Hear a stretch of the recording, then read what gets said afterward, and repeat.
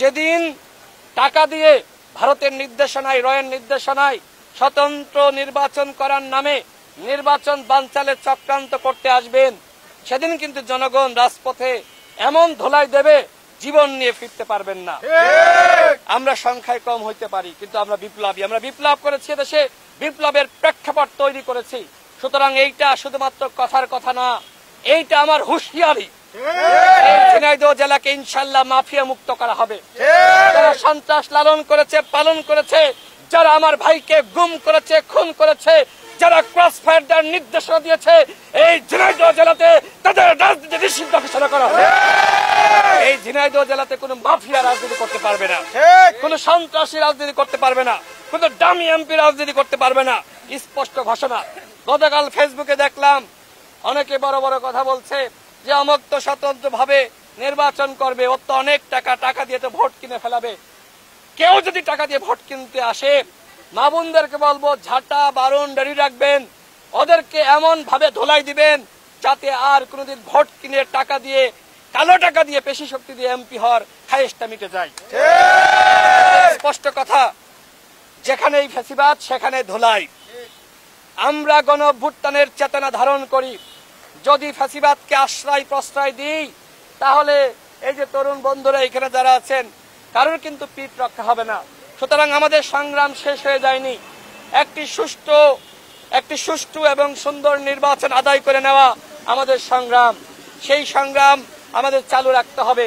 আর এই জন্য আমি বাংলাদেশের সকল রাজনৈতিক দল, বিএনপি, গণ অধিকার পরিষদ, জামাত ইসলাম, ইসলামী আন্দোলন বাংলাদেশ, এনসিপি সবার প্রতি আমি আহ্বান রাখতে চাই, আপনারা এক থাকুন।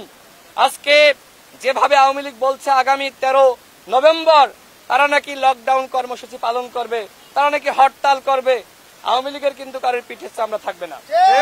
কথা স্পষ্ট। নিরীহ এবং সাধারণ আওয়ামী লীগ যারা ছিল, যারা জুলুম করে নাই, তাদের সাথে আমরা জুলুম করব না। মানুষের মনের মধ্যে কিন্তু অনেক প্রশ্ন রয়েছে। মানুষ বলছে যে ভোট কি হবে, মানুষের মনের মধ্যে এই সন্দেহের জায়গাটা, সংশয়ের জায়গাটা কিভাবে তৈরি হলো? গণঅভ্যুত্থানের পরে দ্রুত সময়ের মধ্যে নির্বাচন হওয়া দরকার ছিল এবং নির্বাচনের পূর্বে ঐক্যমতের ভিত্তিতে প্রয়োজনীয় সংস্কার হওয়া দরকার ছিল। দুঃখের সাথে বলতে হয় যে আমাদেরকে বিচার এবং সংস্কারের ট্যাবলেট খাওয়ানো হয়েছে। প্রকৃতপক্ষে এই সরকার সংস্কার করতে পুরোপুরি ব্যর্থতার পরিচয় দিয়েছে। আমার নিজেরই আফসোস লাগছে, ডক্টর মোহাম্মদ ইউনূসের মতন একজন ব্যক্তি, যার উপর আমাদের আস্থা এবং ভরসার জায়গাটা ছিল, যে আন্তর্জাতিক খ্যাতিসম্পন্ন এই নেতা আমাদের দেশের ব্যাপক পরিবর্তন করবে, আমাদের দেশকে সিঙ্গাপুর বানাবে, আমাদের দেশকে ইউরোপ বানাবে। কিন্তু আমরা দেখেছি বাংলাদেশকে আমেরিকা বানানোর নামে ডক্টর মোহাম্মদ ইউনূস আমাদের সাথে প্রতারণা করেছে। বাংলাদেশের কোথাও কি মনে হচ্ছে যে সিঙ্গাপুরে যে উন্নয়ন, চীনের যে উন্নয়ন, আমেরিকার যে উন্নয়ন, ইউরোপের যে উন্নয়ন, তার ছিটেফোঁটা বাংলাদেশে ডক্টর মোহাম্মদ ইউনূস দৃশ্যমান করতে পেরেছে? তাহলে ডক্টর মোহাম্মদ ইউনূস ব্যর্থ হলেন। এর পরবর্তীতে যারা আসবেন তারা কতটুকু সফল হবেন সেটি নির্ভর করবে আমাদের সকলের সহযোগিতা এবং সদিচ্ছার উপরে। ডক্টর মোহাম্মদ ইউনূস ব্যর্থ হয়েছে বলে আগামীতে যিনি আসবেন তাকে আমরা ব্যর্থ করব, সেটি যেন না হয়। তিনি ব্যর্থ হয়েছেন, আমাদের দায়িত্ব কাঁধে তুলে নেওয়া এবং সৎ এবং যোগ্য মানুষকে জাতীয় সংসদে পাঠানো।